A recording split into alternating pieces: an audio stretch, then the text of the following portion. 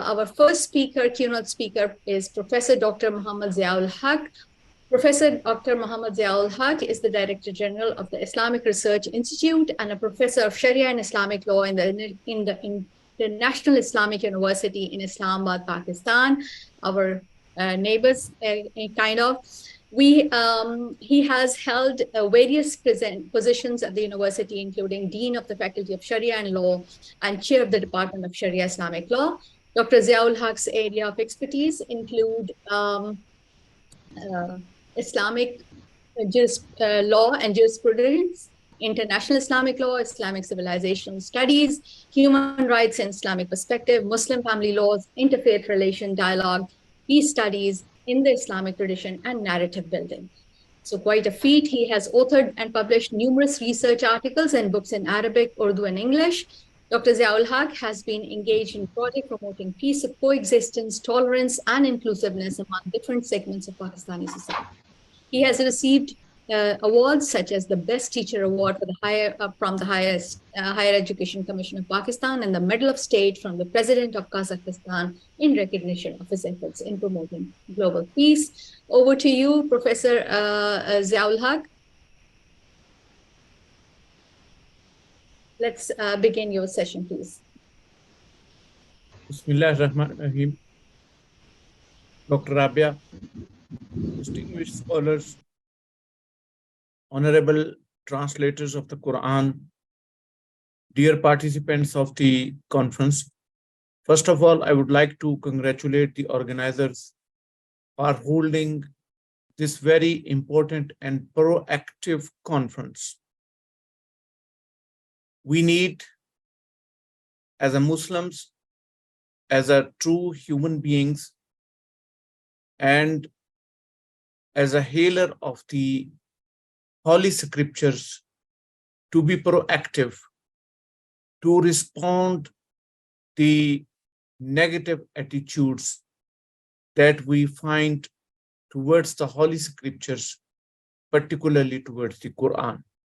So I appreciate the organizers for this very important proactive effort that will contribute, inshallah, in promotion of Quran, its meaning, and its importance for the humanity.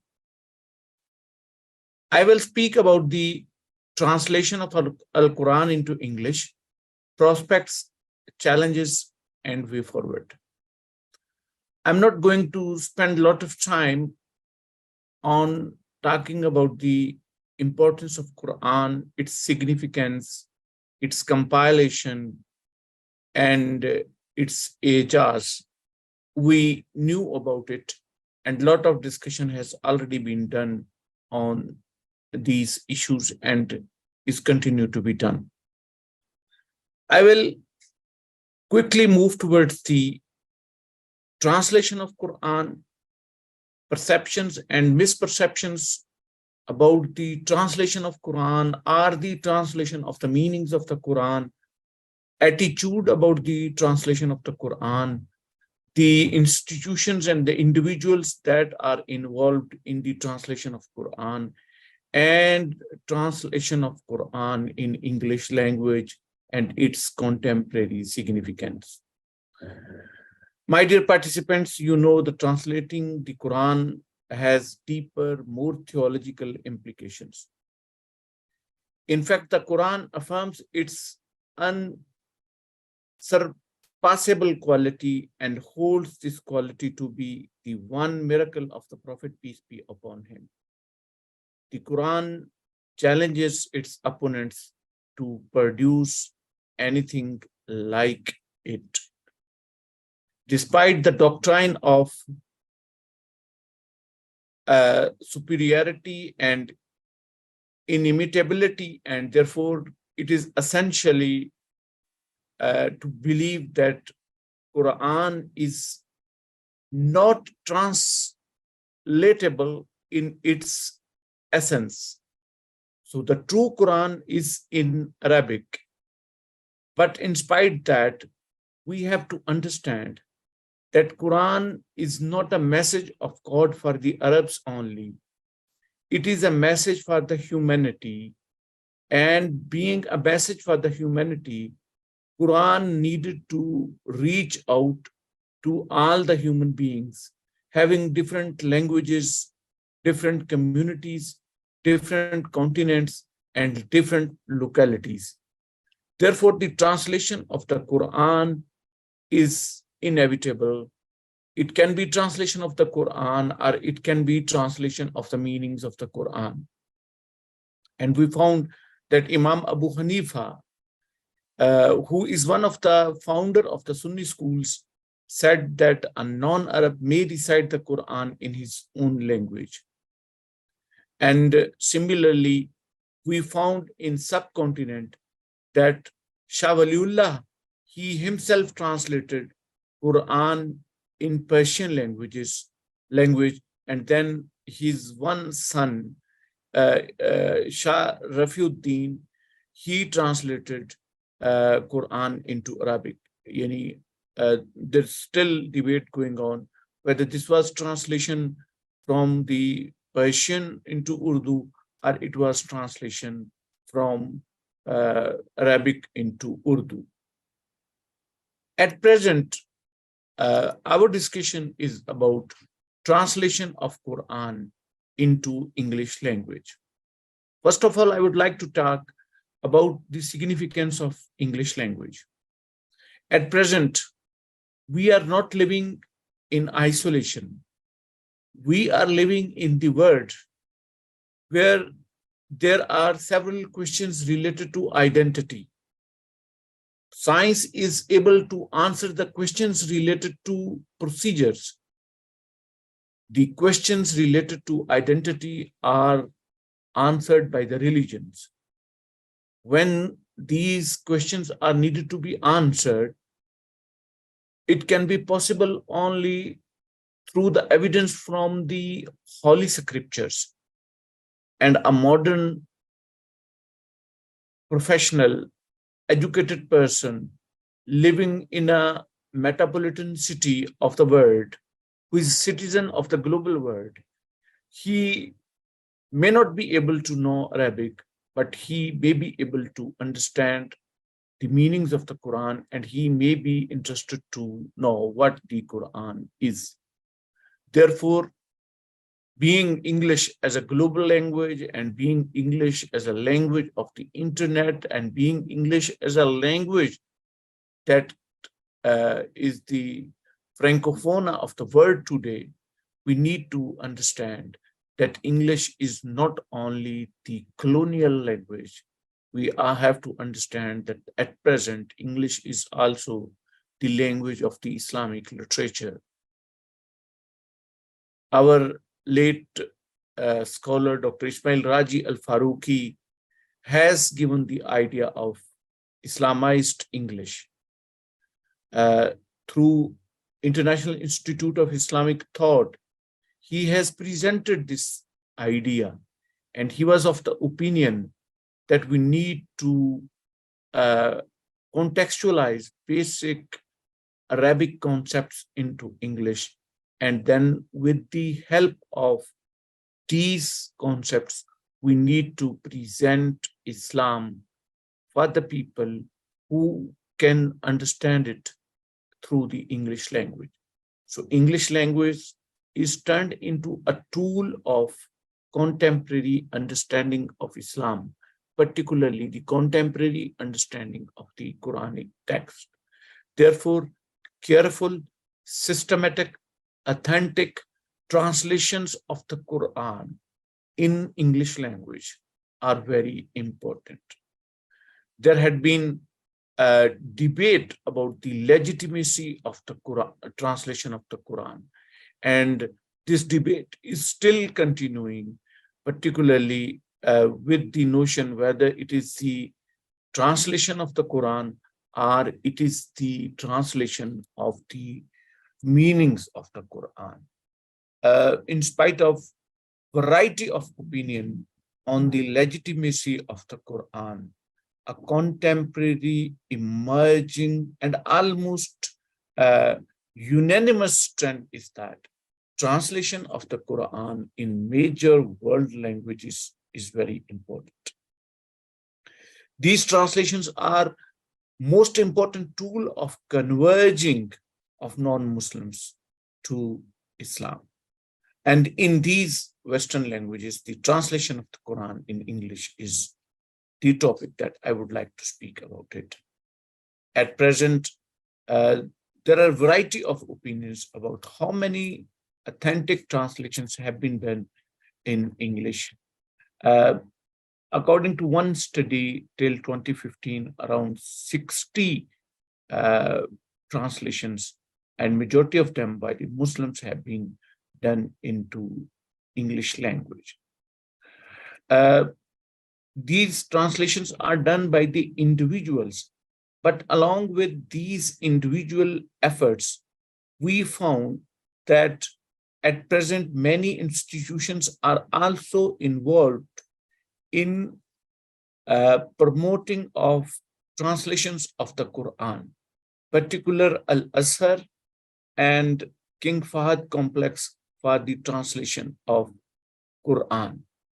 The Muslim World League has developed King Fahd Complex for translation of the Quran with the generous support of the Saudi government, and King Fahd Complex, that is named after King Fahd bin Abdulaziz, is providing financial support for authentic publication of the Quranic translations along with the text of the Quran in various Arabic forms.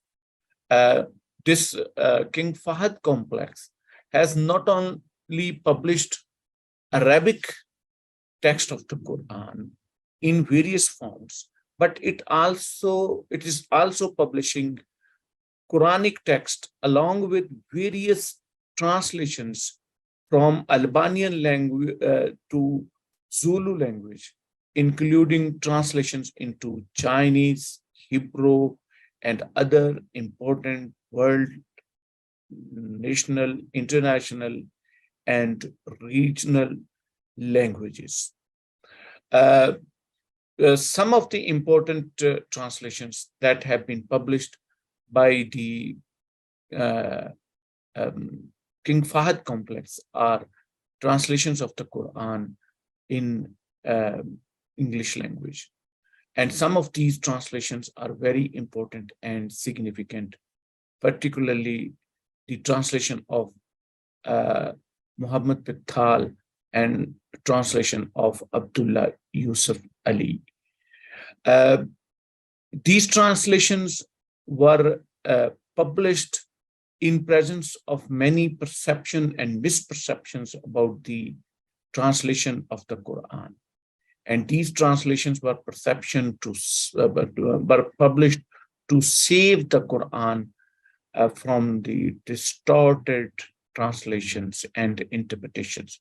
For example, some efforts have been done to translate the Quran similarly on the way of the British Bible Society in a way that it should promote the ideas of Ahmadi school of thought, and with the distorted meaning of certain verses of the Quran, such as the verse related to Khatam al-Nabiyyin. So there are many problems in translation from Arabic to English. Most Muslims today prefer Muslim translations of the Quran to the translations authored by non-Muslims. And but the problem with these translations is that, are these translations able to convey the message of Quran into English language or not? So this is a debate that is still continue, and amidst of this debate, we find some of the important translations of Quran that are now available around the globe. These authentic translations of Quran such as the translation of Pickthall and Abdullah Yusuf Ali and Dr. Hamidullah. Now, it can very easy to refer an authentic translation, which not only coexist with the true text of Arabic Quran, but will also go with the significance of the English language and is able to convey the message of Quran in the authentic English language. So this tradition is continue, and we need to understand that more focus and more important work is needed to elaborate these translations. I'm not going to put much of discussion in detail because I have a limited time. But at the end of my conversation, I would like to conclude with saying that in this age of globalization, when religious diversity is very important, and religious leaders, they have to play an important role in solving the global challenges of humanity, the transformation of Islamic message to the humanity is our responsibility. And this responsibility can be done through the translation of the Quran. We need to understand that when we are producing translations of the Quran or the meanings of the Quran, we are not producing it only for the Orthodox Muslims. But in this age of globalization, these translations are going to be read more and more by Christians and Jews, Hindus, Buddhists, Sikhs, and Confucians. It is also read by the secularists, agnostics, atheists, feminists, and it will also be used by whom who are not believing on any religion. These translations will also be used by the people who are considering religion as a problem and not as a solution. So we have to keep this in mind. And while doing translation, publishing translations, and presenting it before the world, we need to understand that this translation is maximum able to translate the ijaz of the Quran. It has not distorted the true meanings of the Quran. The translation has not violated the fundamental sawabat, the fundamental black words of Islam. And the translation is able to convey the meanings of Islam to the modern educated person who has not aware of the background of Islam. The translated Quran is increasingly becoming a book behind Muslim theology and even behind the Islamic religion. It is read an important representation of the monotheist metaphysics in the history of world religion as a historical source for late antiquity or as a literary and legal document. In these and other global contexts, the translated Quran become very important, and it is as important as the original Arabic language. And I feel as it is the responsibility of the Muslims, and Allah Almighty is saving the text of the Quran, same is the responsibility of the scholars that they should keep working on the meanings of the Quran, and they should continue to spread these meanings to the humanity so that a common educated lay person can understand what is Islam and he can find the answer to the questions related to identity in the Islamic tradition. At the end, I'm again thankful to the organizers of this conference. This is a timely conference. This is a proactive step, and that step is very important to present peaceful, authentic, and tolerant Islam in the global stage of the humanity. Thank you very much.